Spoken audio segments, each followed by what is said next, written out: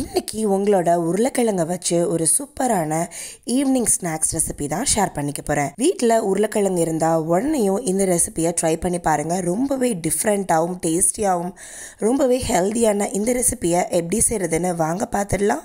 அதுக்கு முன்னாடி நீங்கள் நம்ம சேனலை இன்னும் சப்ஸ்கிரைப் பண்ணலைன்னா மறக்காமல் சப்ஸ்கிரைப் பண்ணிக்கோங்க. இந்த வீடியோ பிடிச்சிருந்ததுன்னா மறக்காமல் லைக் பண்ணுங்கள். Hi friends, நான் உங்க சுபைதா zacs.kitchen இருந்து. இது உங்களுக்கான சேனல் மதுமொழி. இப்போ நான் இங்கே 2 உருளைக்கிழங்கு எடுத்து வச்சுருக்கேன். மீடியம் சைஸ் உருளைக்கிழங்கு. இது ஏற்கனவே வேக வச்சு எடுத்து வச்சுருக்கேன். ஸோ இப்போ இதில் இருக்க தோலை நம்ம எடுத்துட்டு 2 உருளைக்கிழங்கையும் நல்லா மசிச்சு எடுத்துக்கலாம். கட்டிகள் எதுவுமே இல்லாமல் நல்லா இதை மேஷ் பண்ணி எடுத்துக்கிறணும். ஒரு ஃபோக் வச்சு இந்த மாதிரி மேஷ் பண்ணி எடுத்தோம் அப்படின்னா கட்டிகள் எதுவுமே இருக்காது. நல்லா மேஷ் ஆகிடுச்சு. இப்போ இதில் 1 கப் அளவுக்கு கோதுமை மாவு சேர்க்குறேன். சுவைக்கேற்ப உப்பு. இது எல்லாத்தையுமே நல்லா கலந்துக்கலாம். இப்போ இதில் கொஞ்சம் கொஞ்சமாக தண்ணி ஊற்றி நல்ல ஒரு சாஃப்டான மாவாக பிணைஞ்சு எடுத்துக்கலாம். நல்ல சாஃப்டான மாவாக பிசைஞ்சு எடுத்தாச்சு. இப்போ இதில் கொஞ்சமாக எண்ணெய் விட்டு நல்லா இதை நல்லா இந்த மாதிரி ஸ்மூத்தாக நம்ம எடுத்துக்கலாம். இப்போ நான் இங்கே இடியாப்ப குழா எடுத்து வச்சுருக்கேன். இதில் ரிப்பன் பக்கோடா போடுற தட்டு போட்டுக்கிறேன். போட்டுட்டு நல்லா இந்த மாதிரி நம்ம ஃபிக்ஸ் பண்ணிடலாம். இப்போ இதில் பாதி மாவை எடுத்து நல்லா இந்த மாதிரி ஒரு சிலிண்ட்ரிக்கலாக நம்ம ஷேப் கொடுத்துட்டு இதை நம்ம இடியாப்ப குழாக்குள்ளே போட்டுடலாம்.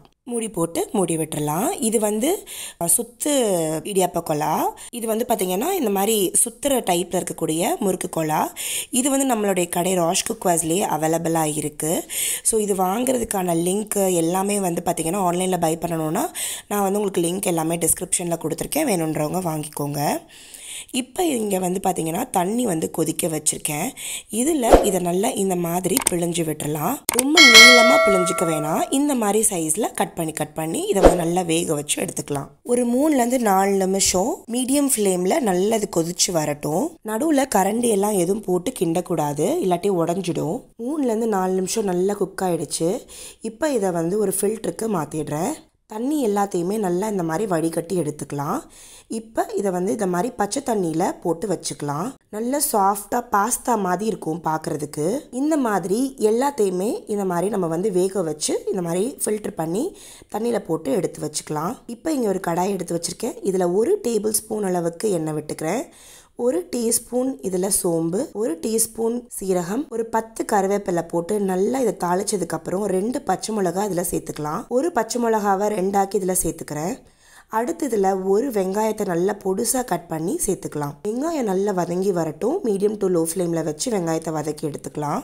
அடுத்து இதில் இஞ்சி பூண்டு பேஸ்ட் 1 டீஸ்பூன் அளவுக்கு, 1 தக்காளி நல்லா பொடுசாக கட் பண்ணி இதில் சேர்த்து எல்லாத்தையுமே நல்லா வதக்கி எடுத்துக்கலாம். இப்போ இதில் சுவைக்கேற்ப உப்பு சேர்த்துட்டு 1 டீஸ்பூன் மிளகாய் தூள், 1/2 டீஸ்பூன் மஞ்சள் தூள், 1 டீஸ்பூன் தனியாத்தூள் இதையும் மசாலாவையும் சேர்த்துட்டு நல்லா வதக்கிக்கலாம். நல்லா மசாலா வாடை போகிற அளவுக்கு வதக்கினதுக்கப்புறம் இதில் 1/2 கப் அளவுக்கு தண்ணி விட்டு நல்லா இது எல்லாம் மசிஞ்சு நல்லா வர வரைக்கும் வேக வச்சு எடுத்துக்கலாம். இந்த வெங்காயம் தக்காளி எல்லாம் ஒன்று சொன்னாப்புல நல்லா மசிஞ்சு வரணும். தண்ணி நல்லா வற்றி நல்லா இப்போ மசிஞ்சு வந்துருச்சு பாருங்க. இப்போ இதில் 1 கப் தண்ணி விட்டுக்கிறேன். இப்போ நம்ம ஏற்கனவே வேக வச்சு வச்சுருக்கோம் இல்லையா உருளைக்கிழங்கு, கோதுமை மாவு போட்டு பாஸ்தா மாதிரி, அதை இதில் சேர்த்துட்டு கொஞ்சமாக கொத்தமல்லி தழை போட்டு நல்ல தலை ஒரு 3-4 நிமிஷத்துக்கு கொதிக்க விட்டு எடுத்துக்கலாம். இது ரொம்ப டேஸ்டியாகவும் ரொம்பவே டிஃப்ரெண்ட்டான ஒரு ஈவினிங் ஸ்நாக்ஸாக இருக்கும். இதை நீங்கள் இந்த மாதிரி பவுல்ஸில் போட்டு இது ஈவினிங் ஸ்நாக்ஸ்க்கு இந்த மாதிரி செஞ்சு பாருங்கள். ரொம்பவே டேஸ்டியாக ரொம்பவே டிஃப்ரெண்ட்டாக இருக்கும். ஒரு பாஸ்தா சாப்பிட்ட மாதிரியே இருக்கும். கண்டிப்பாக இதை ட்ரை பண்ணி பாருங்கள். ரொம்ப ஹெல்த்தியும் கூட, நல்ல எனர்ஜி கொடுக்கும். குழந்தைங்க டியூஷன்ஸ் எல்லாம் போகிறாங்க அப்படின்னா இதை இந்த மாதிரி செஞ்சு கொடுத்து அவங்கள சாப்பிட வச்சு அனுப்புனீங்கன்னா நல்ல எனர்ஜியாகவும் படிச்சுட்டு வருவாங்க. கண்டிப்பாக ட்ரை பண்ணி பாருங்கள். ட்ரை பண்ணி பார்த்துட்டு இதே மாதிரி டிஃப்ரெண்ட்டான எந்த ரெசிபீஸையும் மிஸ் பண்ணாமல் இருக்கணும்னா நம்ம சேனலை சப்ஸ்கிரைப் பண்ணிக்கோங்க. பக்கத்தில் இருக்க பெல் பட்டனையும் கிளிக் பண்ணிக்கோங்க. நீங்கள் ட்ரை பண்ணுற ரெசிபீஸை மறக்காமல் ஃபோட்டோ எடுத்து இன்ஸ்டாகிராமில் ஷேர் பண்ணுங்கள். இன்ஸ்டாகிராமோட லிங்க் டிஸ்கிரிப்ஷனில் இருக்குது. நான் உங்களை அடுத்த வீடியோவில் சந்திக்கிறேன். அது வரைக்கும் பை பாய்.